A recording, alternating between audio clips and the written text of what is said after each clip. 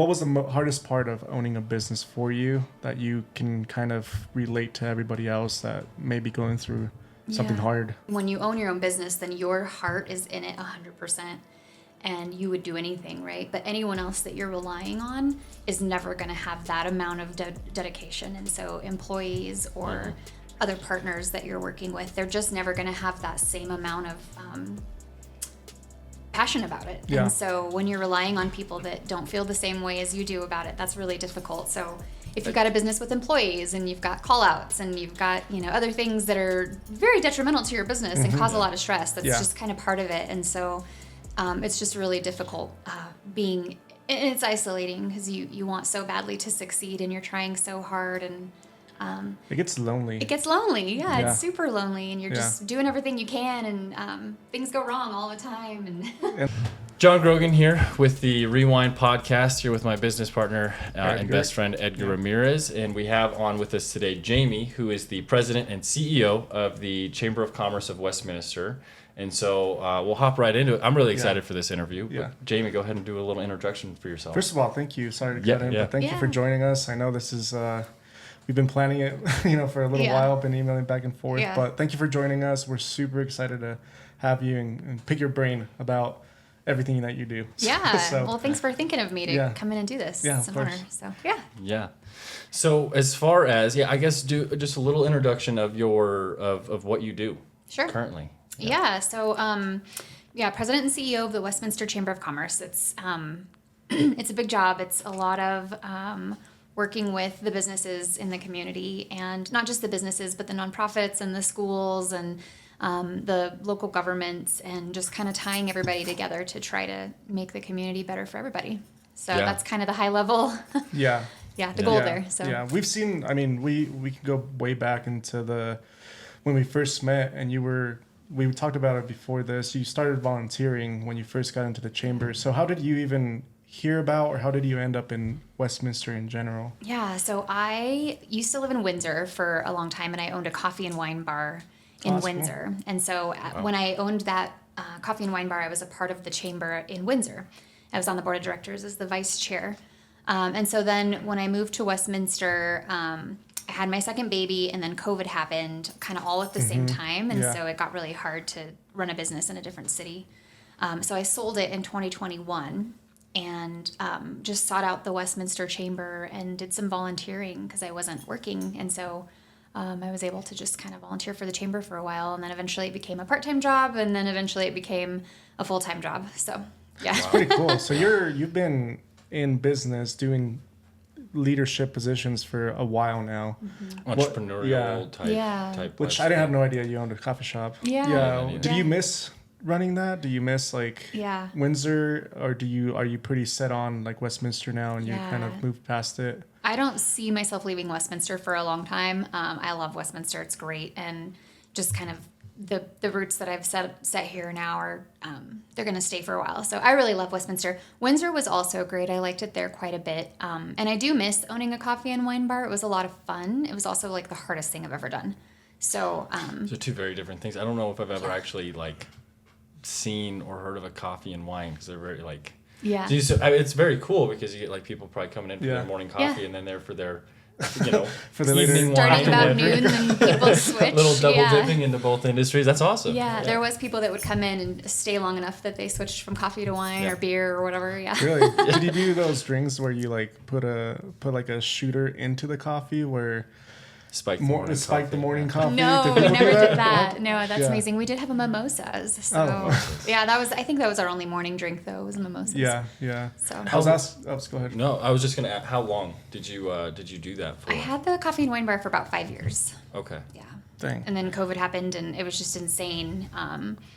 Just something new every day, and it was just really hard. And then I had my second baby, and it was just really hard. Yeah. Doing with that. Didn't have childcare because everything was closed, and that would be rough. Constantly having to rewrite my business model. And did you have a business partner or anything like that, or were you just kind of running it on your own? Yeah, I was mostly running it on my own. I did have a partner that helped a lot with the day-to-day stuff, but kind of that high level, what do we do next, was something that I was very focused on. So yeah.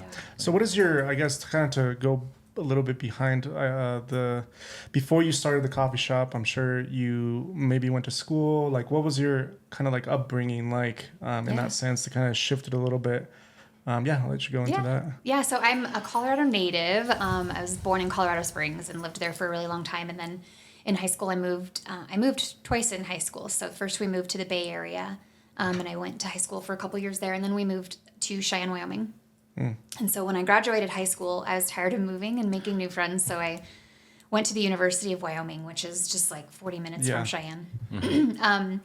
And the funny thing about it is I did that because I didn't want to make new friends and go through all that again, and then I ended up making all new friends anyway. So, but I loved the University of Wyoming. It is a great school. I encourage people to check it out because it's a fantastic school with really great education at like a fraction of the cost of most universities. So, I always encourage people to go check it out.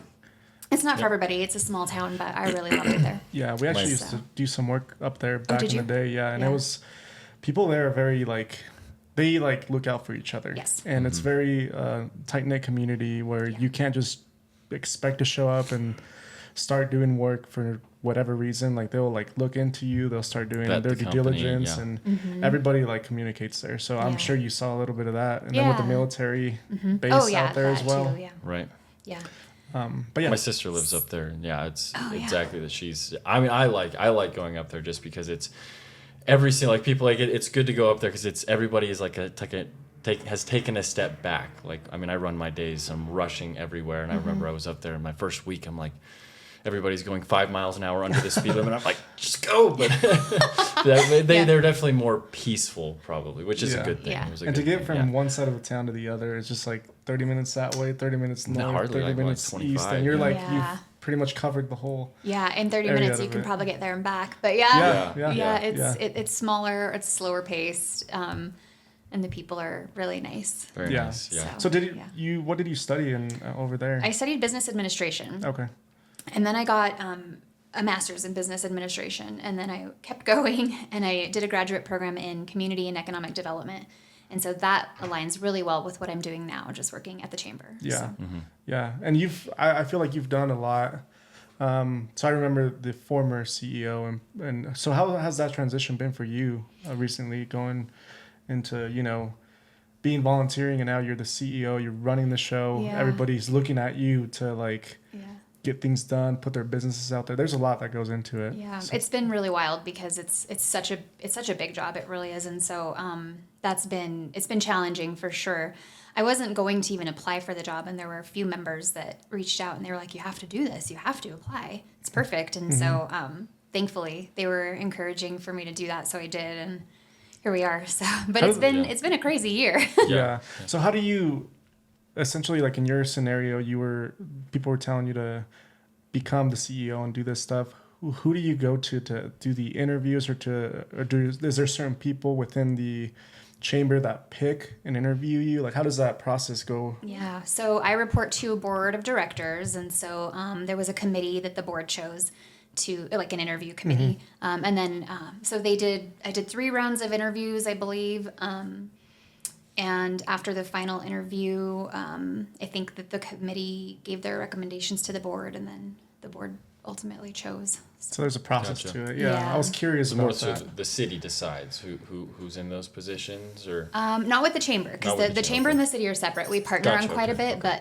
but different entities. Yeah. Gotcha. Okay. So mostly just the board, and the board are people from the community that are business owners that have a stake in the business community or the nonprofit community. Gotcha. And so the board is carefully selected as well, and then and I report to them. So gotcha. Very nice. Okay, yeah. I was curious about that because I was like, well, if you were the president and CEO, so you were like, who's her you boss? just bought it. You just bought it all outright. You were like, I'm just gonna own the chamber. I don't know how it worked. I was just curious. Yeah. And then we talked about a little bit when you had the last event. It was over in Westminster. I forget, over by the Highland Hills, or no. Was it Highland Hills Golf Course? But was it the Young Professionals event that you're talking about? It was the Young Professionals. Well, there was one after that where it was like at an apartment complex, and it was like the reception area where. We had our member event, our member appreciation event. Yeah. Yeah, and I saw that. I think you did. No, he wasn't there. Oh, you weren't there. I was okay. gonna say, I do not remember that. Yeah, he wasn't there. I got to meet a few different like representatives within the Westminster, I believe, where they're kind of having different things that they're different opinions and everything. But I don't know. Tell us a little bit about that and how you kind of implement the government into all that stuff. Yeah, so we work closely with the city. We're always advocating for a healthy business community and policy that supports business. And so, but we've got a great partnership with the city, in planning events, in working on public policy that supports small businesses, and just kind of bringing the community together. So that's been really a really enjoyable part of the job is working with the city and the other government agencies. We work a lot with the counties. Westminster has 2 counties, so we're involved in both Jeffco and Adams County. And so working with those representatives, and then, our state legislators as well. Yeah, there's a lot of So, people. It's far more involved. expansive than I thought it would be. I mean, before we even started the company, and he had recommended getting involved in the Chamber of Commerce and things like that, and I didn't realize how expansive it was, and just how beneficial it was for small business people to be involved and stuff like that. I mean, the community just outreach alone and the groups that you guys offer is incredible. I guess as far as that, and like to new business people who are listening, what would you recommend in that regard as far as getting involved in things like that? Yeah, well, thank you for saying that.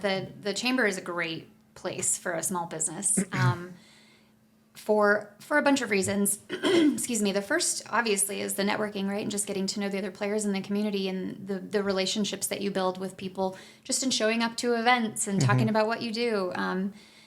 People learn who you are, and they learn to trust you, and then they refer to you, and so you get business that way. So that's kind of the obvious reason to join a chamber, but people do it for other reasons too, and one of those is just to make their voice a little more heard, because we're constantly advocating for policy in the community and working to make it a better place for businesses here, and so being able to be a part of that. We've got a government affairs committee that anyone can be a part on, and vote for whatever we're discussing at the moment, and just kind of have their opinion voiced that way. So that's great. And then just that community building and just being a part of something bigger. That's a huge part of the chamber, and just knowing that you're not just by yourself in a small business, because that's the hardest thing. I mean, you guys know that's the hardest thing there is owning your own business is extremely difficult. I don't know anything else that's harder. Honestly. Yeah, the stress. The stress. I mean, you probably know. I mean, you went through COVID with a coffee shop where you rely on foot traffic. Yeah. You mentioned that you have another business as well, Yeah. that you are also an owner of that. And that's really cool to see that you're putting yourself in positions to be successful. So I guess with that sense of things, like what is that? What was the hardest part of owning a business for you that you can kind of relate to everybody else that may be going through something hard? Yeah, there's a couple things. Owning a business, when you own your own business, then your heart is in it 100%, and you would do anything, right? But anyone else that you're relying on is never going to have that amount of dedication. And so employees or other partners that you're working with, they're just never going to have that same amount of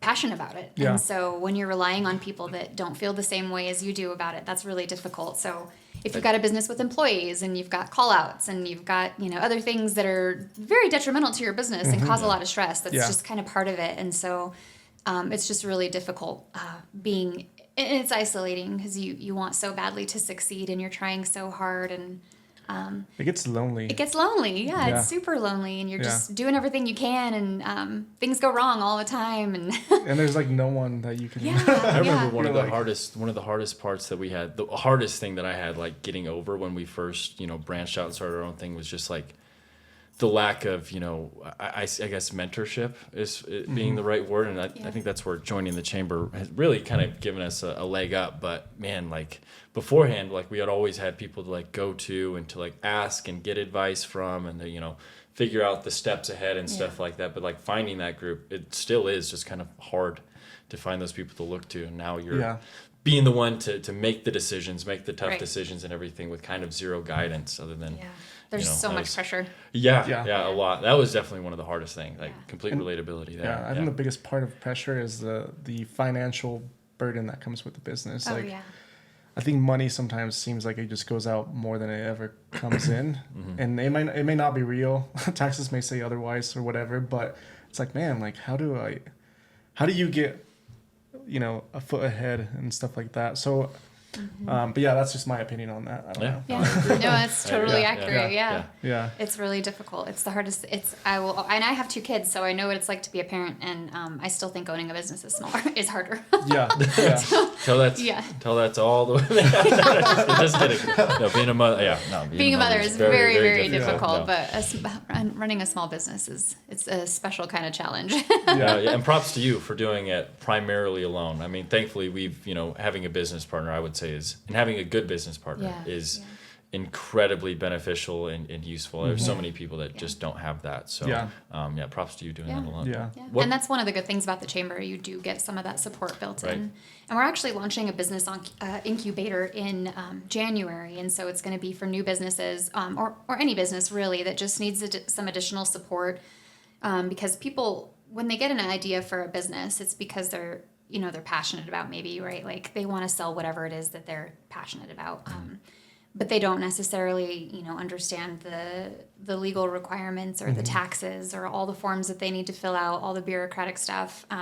Marketing, maybe they need help there. Maybe they never even thought about a business plan.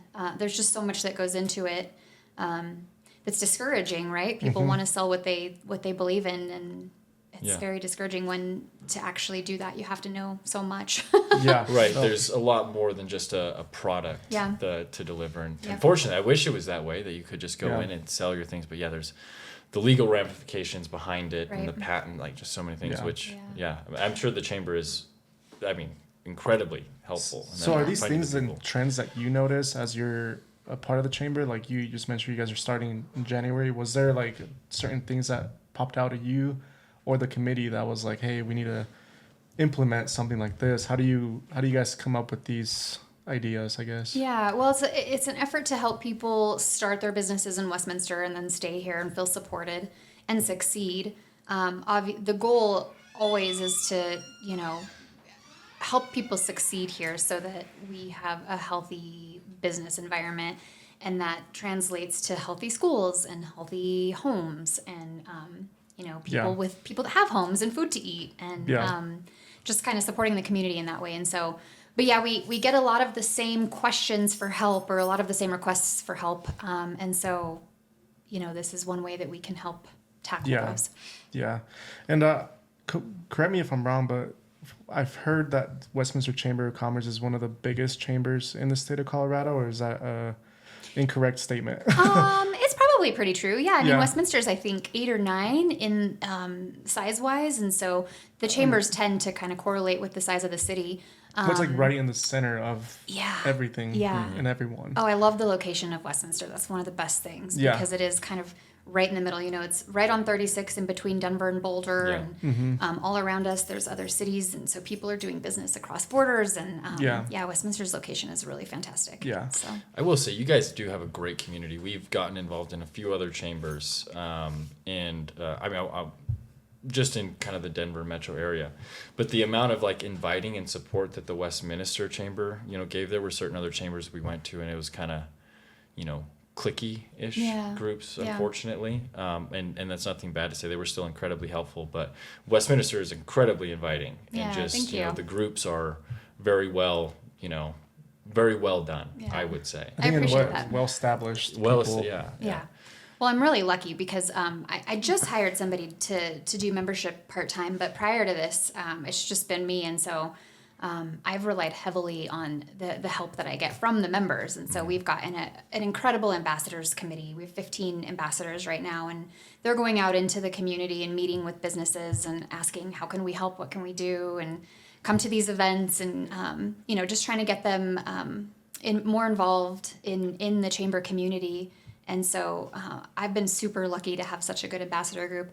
And the board of directors is awesome. Anything that I've needed, they're there to support me with that. So, we definitely have a goal of helping people feel like there's a place to belong and not feeling that, we're cliquey. Yeah. When you come to the Westminster Chamber, you come to a place where you'll find friends and support and feel like you belong there. So, Yeah, no, it's really cool because I mean, you go up the street and there's a coffee shop. I forget the name of it, but one of the chambers is the owner of it, and she makes the cakes. Sweets and, of inspiration. Yeah. So my wife and I went there last week to get it because she like saw it on Google or whatever, and so we go there and I'm like, oh hey, I think this is like the person that does the cakes for the chamber, and so we go in and I forget her name. She's Erica. super sweet. Yeah, Erica Beta. Yep. Yeah, and she we asked her like, you know what, how much is it to get a cake for our grand opening because we've been talking about it.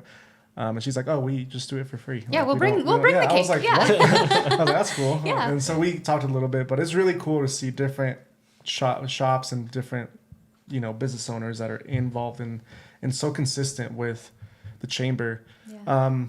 What is Erica's actually on our board of directors. Oh, is she? Yeah, Wow. recently, within the last year, she Okay. joined She's the board been of there for a directors. while. She's been a member for a long time. Yeah. Yep. Yeah, I remember So, seeing her everywhere, and her Yeah. cakes and cookies are so good. so good. Yeah. Anyway, sorry to yeah. interrupt.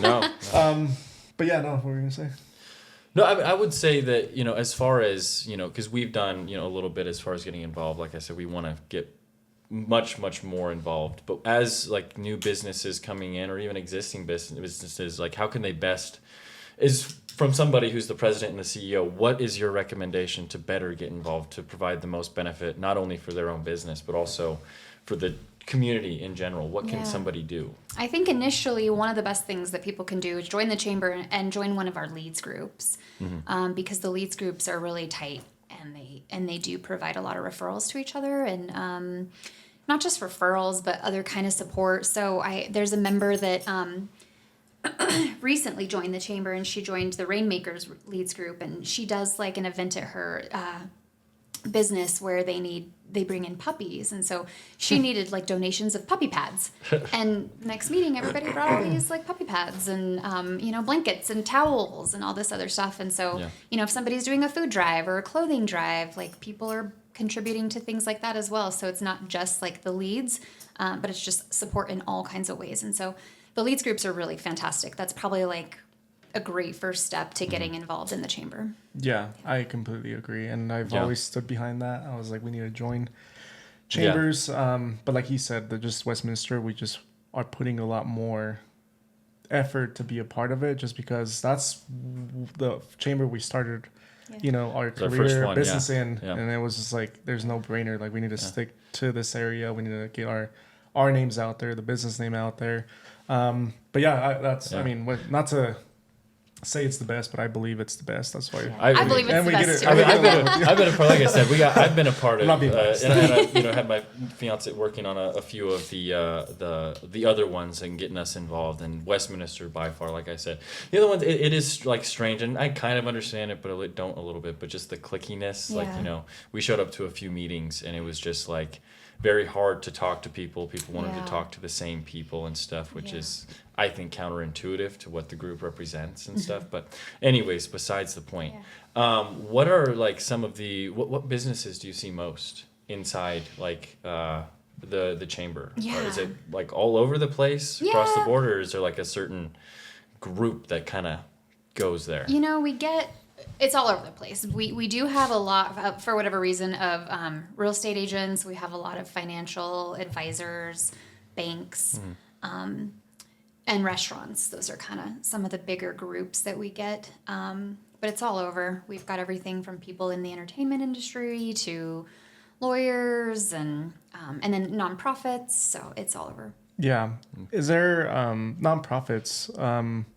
Do they get a lot of support from businesses within the Westminster Chamber? Because I know nonprofits, they rely on a lot of donations and fundraisers and whatever. But how does a business like us get involved in helping them keep pursuing that nonprofit, whether it's for kids or animals or whatever? Yeah, that's a great question.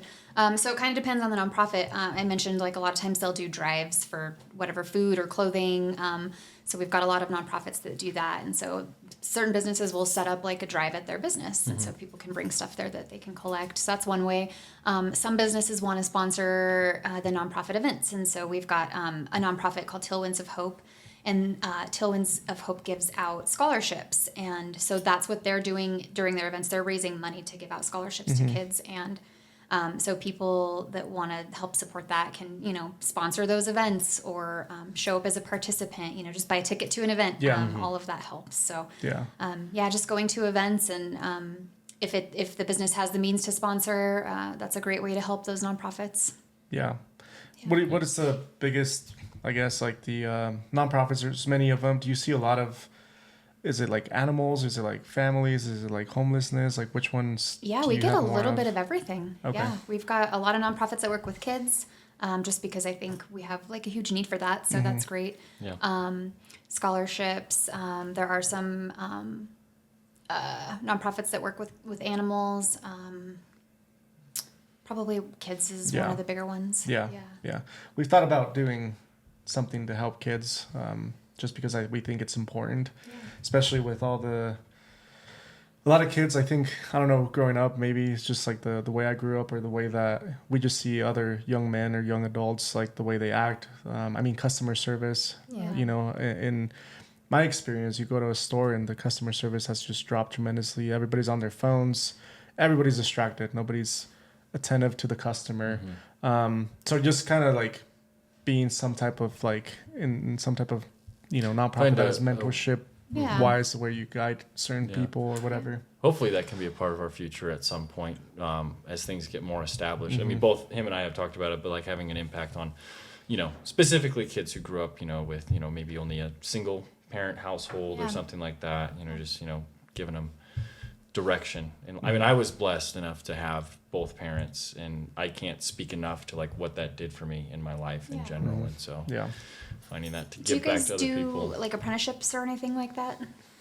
No, he's talked about it actually, doing something like that with the churches where we attend, and maybe doing something Figuring like that. out. I would like to probably just have our platform set up better so we don't do them, not that we're getting there. I would say we're definitely getting there to get to that point to offer something like that, but I would definitely want, the people who come in to benefit and not like, to get lost in the cracks or anything like that. So, so well, I think for so long there was a push for everybody to go to college and get a 4-year degree, and so we really lost a lot of the people in the trades, and so it's hard to get people to come do things.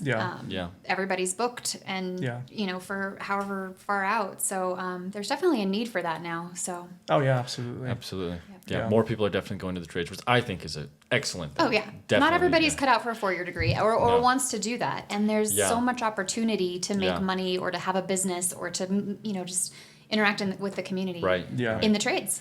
Right. So, and they'll make a great living and have a great time doing it.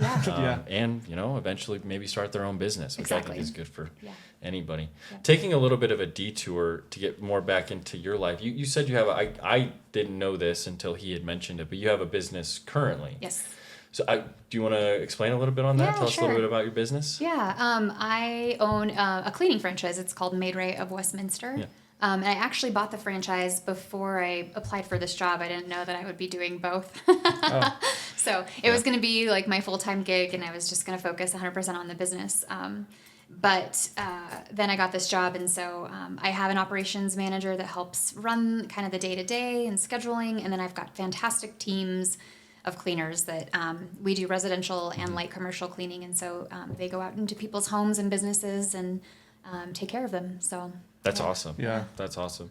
I know that your family has had a little bit of a background in the cleaning business side of things. But, how did you get into the franchise? Well, how did you come across it and I worked with a franchise broker, and so we went through. He worked with kind of what I was looking for, and so some of the things I was looking for was being able to have enough free time still to spend time with my kids and. Travel and that kind of thing. I was looking for a business that didn't have a ton of overhead or a huge investment, just because, obviously it takes a lot longer to, start being profitable that way. And so we landed on kind of 5 different franchise opportunities, and I went through each one and talked to different owners and eliminated one by one until Maid Right was the last one. Yeah, that's crazy. Yeah, there's a lot of franchises out there. Oh, there's so many. To pick from. There's not like you could just shoot for one and then you're set and done, because they have to provide I don't know how does it work? They provide you the customers, they provide you, or how, like, or do they give you like the marketing and support? Yep. How does Lots that work? of marketing support, software support, social media support. And then they've got partners that they work with for things like accounting and bookkeeping and, whatever other services you might need. They've got kind of those partnerships built in. And so there is a lot of support there. That's one of the big differences. When I started the coffee and wine bar, I just built it from scratch. And so everything was just on me. All those things were very time consuming. And so a lot of times with that business, I felt like I was spending the majority of my time just doing the day-to-day things that needed to get done. And I wasn't able to spend a ton of time with actually building the business. Right. And so I think that's a very common problem Oh yeah. for small businesses. Operations is Yeah. the biggest headache. Yeah. Just And it's keeping not what things you want to be running. doing, No, right? You want to absolutely be not. doing the work. You want to be building your employee base. You want to be marketing and getting, building your business Right. and doing the fun things. And so you get to not spend as much time on that. And so with a franchise, that was one of the things I was looking for, was a lot of support in those things so that I could focus on things that I really wanted to. Yeah. So you mentioned you travel. Do you travel a lot? Yeah, well, I used to Yeah. a lot more before having 2 jobs and 2 Yeah. kids. But yeah, I love to travel. I think I've been to maybe 18 or 19 countries. And, Jeez, really? Yeah, Oh, that's crazy. And all throughout the U.S. And I'm a scuba diver, so I like to that's travel awesome. to places where I can dive. I'm a massive water advocate. I'd be a fish if I could. Yeah. Oh yeah, I would spend every day in the Yeah. water. Absolutely. Yeah.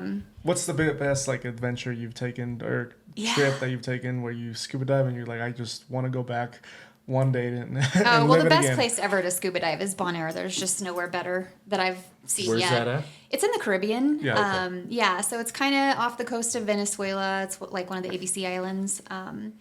It's like a little Dutch island. Yeah. And it's awesome. small. There's not like a ton. They're working on their tourism, but there's not really much else there besides diving.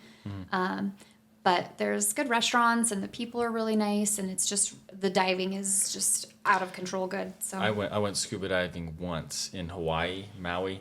Don't know how legal it was. Probably not super legal, but they gave us like a 5-10 minute little tutorial on the scuba suit, what to do in this situation, and we all went into the water in Maui, and man, it was just such an amazing experience. It's unreal. I paid for it but didn't go. Oh no! Did you chicken out? Oh yeah.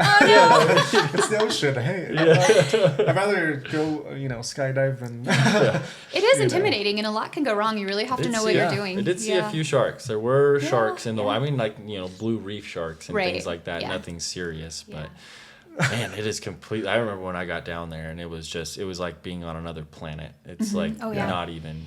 I think my favorite thing about it is you can't hear anything. Obviously, there's no sound. I mean, you can hear if a boat goes overhead, but that's pretty much it. You have to buy or bring special instruments if you want to be able to get someone else's attention. You have to be able to make the noise underwater, and so it's just silent. Really? That's creepy. I heard. It was very, very peaceful. But I heard there was like that you could hear. I remember being under there, and I could hear whales in the distance. Oh gosh, that's amazing. And that was by Or far you can the hear coolest like the thing. parrotfish biting at the coral. Yeah, the like little chomp, nibbles and chomp, stuff like chomp, that. Yeah, It but it's was an just so amazing quiet, and experience, so yeah. like if you're over stimulated, like I have 2 kids, and like it's always chaos, and so anytime I'm in the water, I'm just Go like, put your this head is the underwater. best. Get some silence. Yeah. Just the thought of drowning, I'm just. Well, you've got all that air, Yeah. Right. Right. So, was that your best trip? Well, I mean, I think that's my best diving trip for sure. But Yeah. I did a trek through Peru. It was like a 5-day trek, and it was just backpacking.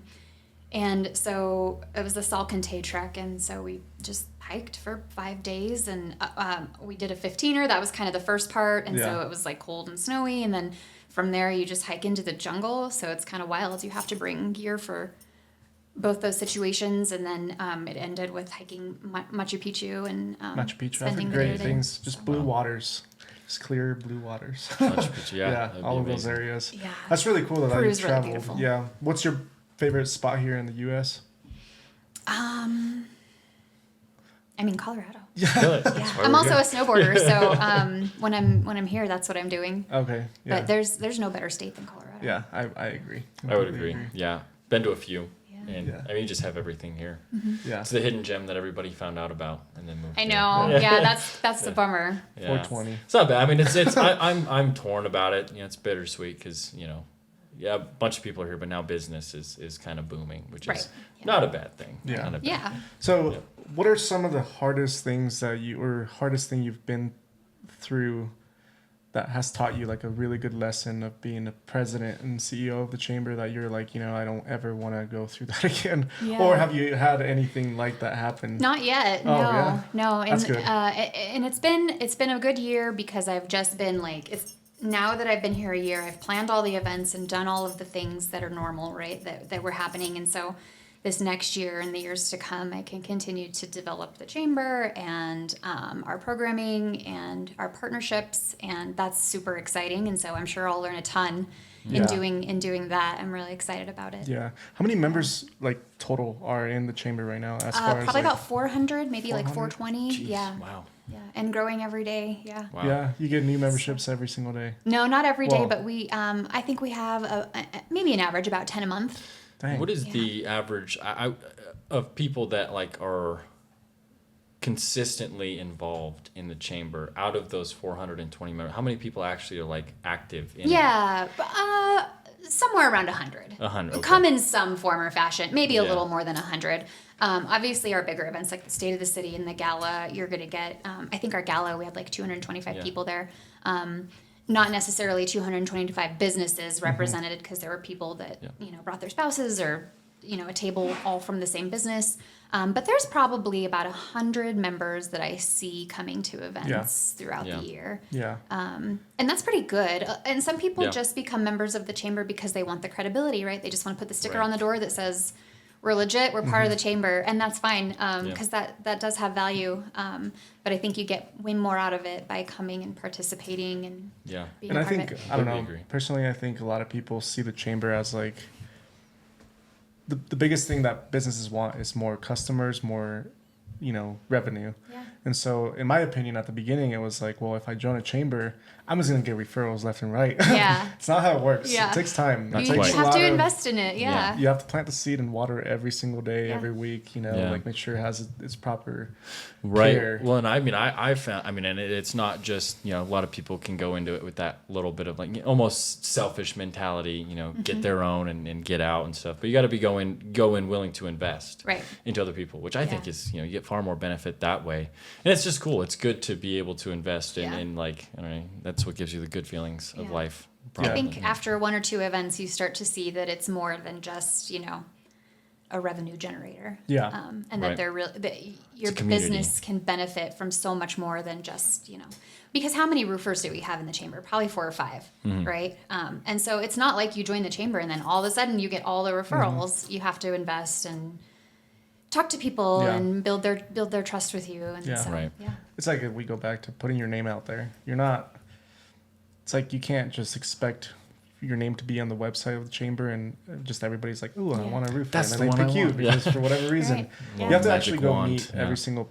I feel like I've met quite a bit of the committee, Yeah. and everybody's very professional. I've thought about becoming a committee member as well, like Yeah. joining the leadership group, but I'm Well, we'd love to have you. Let me know. We'll see. yeah, Yeah. there's always opportunities. yeah, and so Yeah. kind of getting Yeah. involved just because, like I said, I just have a big. Now that you said that, I'm Now you're, It's funny. At the last event, I was like, she was like, we're like interviewing people to like go business to business and sell. I was like, hey, during winter, if I'm like not busy, I'll just come do it. yeah, I was like, yeah. I'll come sell some business to business. Like, Yeah. That's where I Yeah. started. Yeah. My sales career is business to business. So Yeah. I would like to get involved in Yeah. the chamber just purely to just start interacting with the community and having an Yeah. interaction on like those cities and stuff and being. I remember we went to one like city council meeting and I was there and like the sheriff was there and all of these different, like you get to hear and like see exactly what's going on Yeah. in it. And it's really interesting. Yeah, it is. It's plenty interesting. And There's always something going on at this Yeah. event. well, and one thing that I would say this generation or like, the younger generation lacks is like,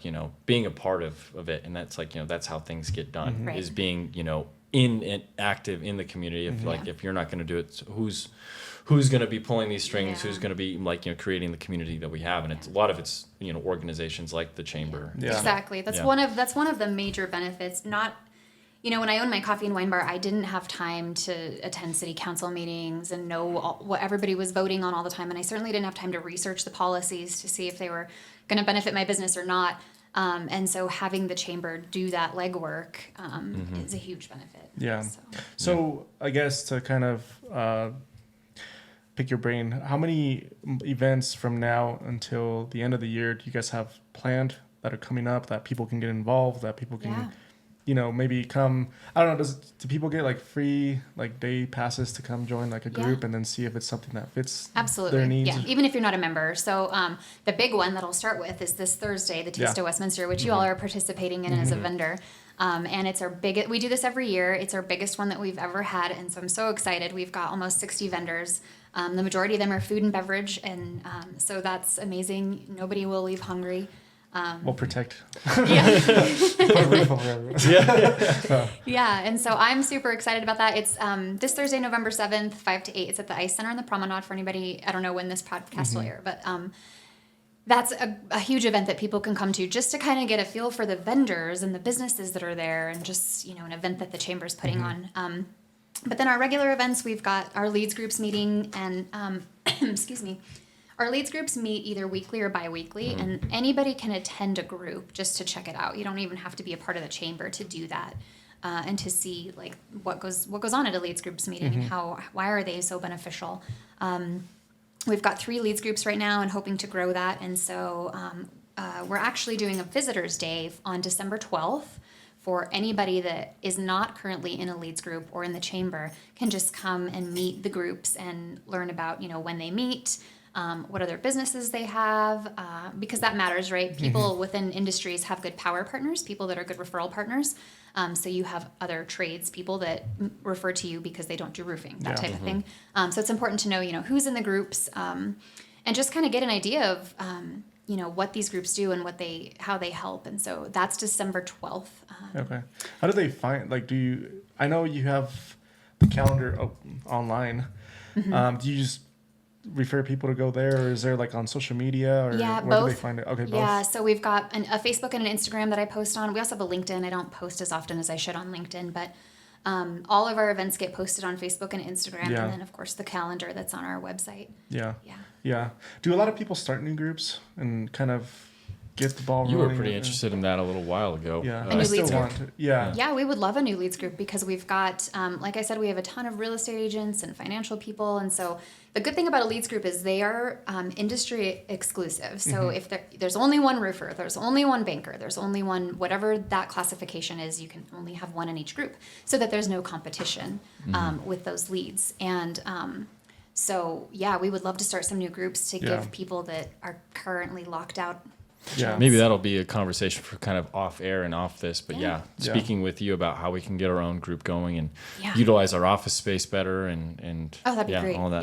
Yeah. And I guess for the new people that are getting into business, and being that you have been in business, you started another business and you're doing a lot on top of being a mother and everything, what is like a little bit of an advice that you can give new people that are sitting there right now? They're like, should I start this business? Should I leave that job? Should I, I'm overwhelmed. Like, what is the best advice you can give someone that's kind of It is overwhelming. So I think the best advice is just reach out and let us help with navigating that process. The business incubator is going to be huge for people in that exact position. What's the process? What do I do first? Who do I file with first? And right. There's so many places. You have to file with the city and the state and the federal government and all the places, right? And so everybody has who do you have to pay taxes to, and what other fees are there? There's so much to it, and new business owners miss those steps frequently, and then they're penalized, and then they're frustrated. And I get that because I've been there, and it's awful when you think like you finally start making a profit, and then you get hit with a bill from somewhere that you didn't even know existed. Right. And so getting those things lined out from the very beginning is extremely helpful. And so that's something that we can definitely help with. And then just additional support, do you need to speak with a lawyer? Do you need to some marketing help? Marketing, not everybody is good at marketing. In fact, very few people are. And so getting a little bit of help in that, and just kind of knowing what supports are out there, that's the way the chamber can help. Yeah, and there's so much of it. And I can attest to that. You can go on their website. when I get into something, I always dive deep into how it can help me and help whatever I'm trying to do. So I've looked at every single tab in the website back from like 2 years ago. I've still gone back. The calendar, the member portal, I've looked at everything. And so just seeing that there's so many different ways that you can literally just plug in and find a calendar. You can put ads for employment for people that are, hiring people. I've seen it all. And it's really cool that those tools are there for us as business owners to be able to stay within the community and kind of get your word out there. Member to member deals, that's a big one.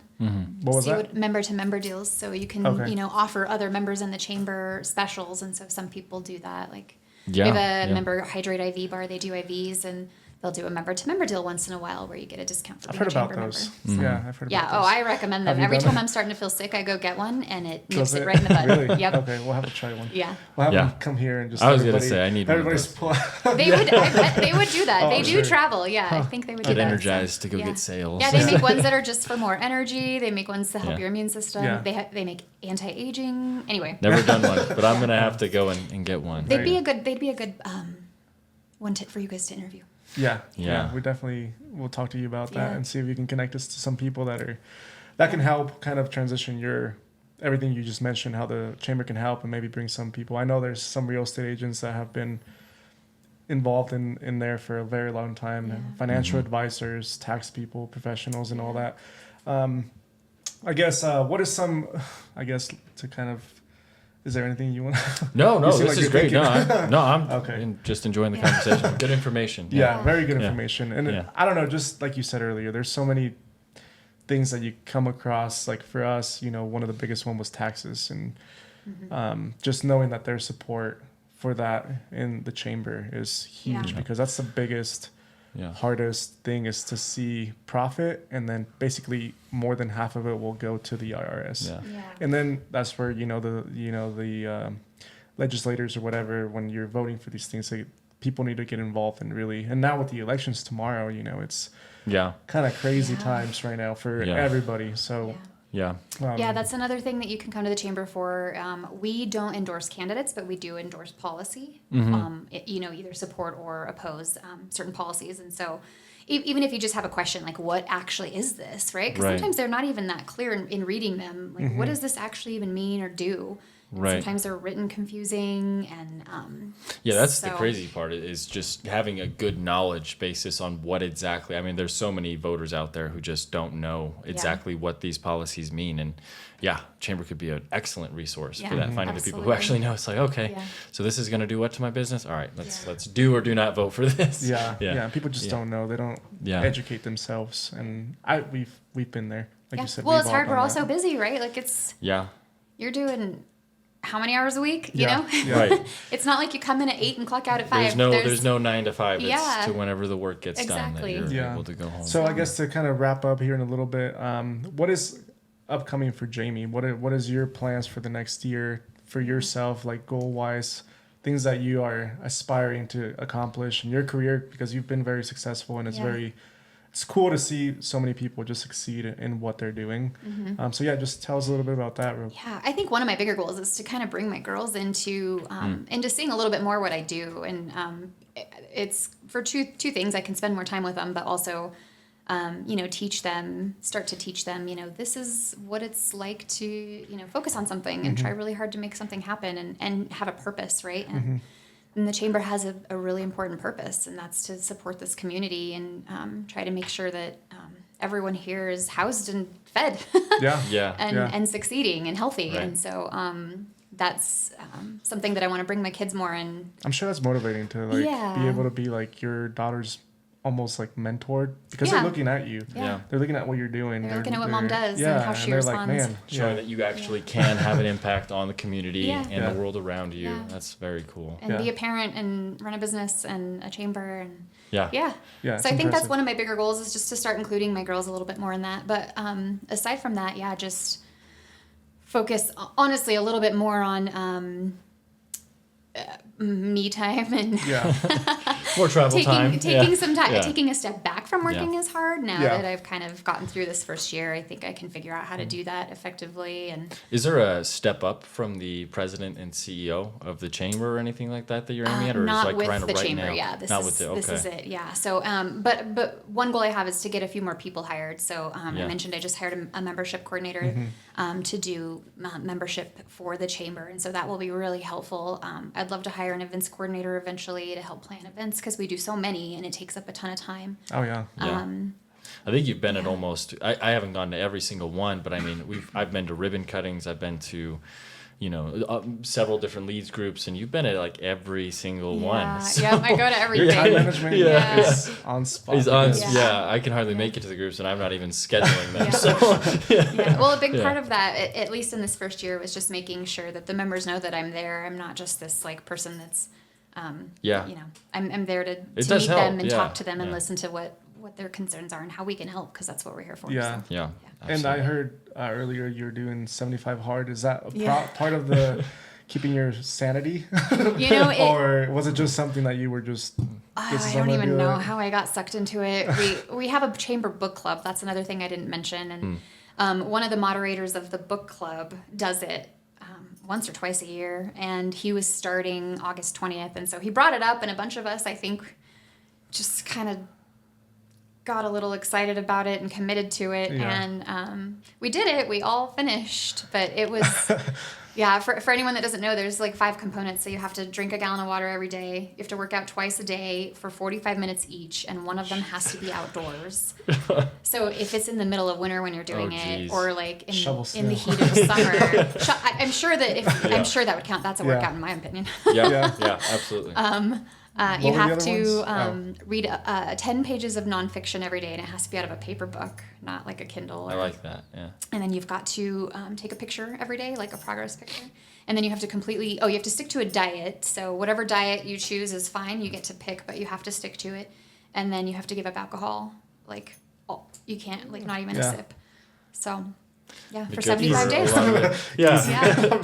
I'm thinking about it, and I'm like, there are several of those that'd be like no problem, but a few of them I'd be like, I don't know if I could do that. Well, and I kind of went through phases where at first I was like, oh, this sucks not drinking. And then I got used to that. And I'm like, ooh, it's really time consuming working out twice a day. And the gallon of water was always a challenge for me. Like, that's just so much water. You did that for 75 days straight. You didn't miss a beat. No, if you miss even one thing, even if you miss taking your photo, you have to start back at day 1. Oh, jeez. Oh, wow. We should do that. We should. We should do so. Yeah. I would think that would Sounds be fun. great. Yeah. Well, I recommend doing it with a friend because that's the only reason I made it through. Was I think there was 5 of us doing it together. And so we got to, and it was the people that I hang out with a lot. And so was there any there other was that like support network. consequences than just like starting from day 1? Just have to go back to it? day 1. Okay, yeah, that's pretty bad. But it's brutal because it's hard. I feel like you would just Me? take all year. Yeah. Keep going back to day 1. There are certain things where I'm like, I make it a week and I'm like, all right, I'm gonna have a break. That's funny. Nah, yeah, it's. So is that what you kind of did, or what do you? Is that fitness? Is that something that's like something that keeps you very honed in, like focus and like? Definitely, because I had kids later. I was 36 and 38 when I had my children, and so I'm an older parent, and I want to be around a long time for them, and so focusing on staying healthy and not just my body but my brain, and so that's one of the biggest drivers. Yeah. Something that's interesting, because I've been, toying with, like cutting out. Have you like had alcohol since? No, not yet. So you haven't drank since because you just finished this last Saturday? Saturday was the last day. Yeah. And so probably the first time I'll drink will be at the Taste because they'll have some vendors Samples. there. But you that do are plan doing- on going back because there are some people that I hear that like, that they do one of these 75 hards and everything, and then they just decide to never go back. Well, it's great not drinking. There was so much about it that was wonderful, like not ever having a hangover and like the brain fog that you don't get when you're completely sober is awesome, and just having more energy in general. I mean, drinking is detrimental, right? Like it's not a healthy thing. There's Everybody a knows single that. benefit to it, yeah. And so not doing that is definitely better. And I will, I think I will go back to drinking, but not anywhere, like, not a lot. Like, Right. Yeah. Nothing that what it used to. It no definitely bingers motivates or, me to not drink. Half a bottle of wine and I don't have to drink the whole bottle, you know? Yeah. Yeah. With that being said, I mean, there's a lot to learn from you, and we would love to have you back in a couple of months and just reconnect and go over how the year ended and what are plans for 2025 type of thing. But we're excited to be at the Taste of Westminster this Thursday. Recommend to anybody listening that if you can make it to that. I don't know if this will actually be even out by then, but we'll make anyways. But check the calendar. There's always something coming up. So And is there anything else you want to bring to the table that we might have not? I feel like we went through thank you for having me. It's been really fun to talk with you guys and talk about the chamber and all the things that we have going on. And I feel like we can just keep going. I know. We'll have to do. There's always more to talk about. Yeah. And once you get the ball rolling, it's like, now you got so many things to talk about. I think it's been like an hour already. Somewhere around talking there. talking about business is, you get into it and then it's because it's isolating, like we were talking about. So when you have someone to talk about it with, it's fun. And that's why we go back to chamber is good. If you get an opportunity to join it, come check out the Westminster Chamber. We'll figure out how to start a group. If you guys are interested, we'll host a group here. I don't know how many people usually join a group. A minimum of like 4 to 5 would be suggested to start the group, but then you can go up to like 35. And somewhere around 2025, it starts to get really, really beneficial. But the groups are a little bit smaller than that, and they're still really doing well. So. Yeah. And if you do join a group, be consistent is another tip. That's part of it. Be consistent, show up. Get involved, go to the events, even if you're not a vendor. I think that helps kind of get a feel. And then you'll see Jamie around. I see you on social media. I see her in you person. everywhere. So it's she's there for support. But with that being said, we're gonna wrap up this episode. And thank you guys for listening and watching, listening or watching, maybe both. But thank you, Jamie, for coming. So much it's been a pleasure. Appreciate being here. Thank you. Yeah, awesome. All right, with that, we'll wrap up. Wrap up. All right. Have a good day, guys. See you.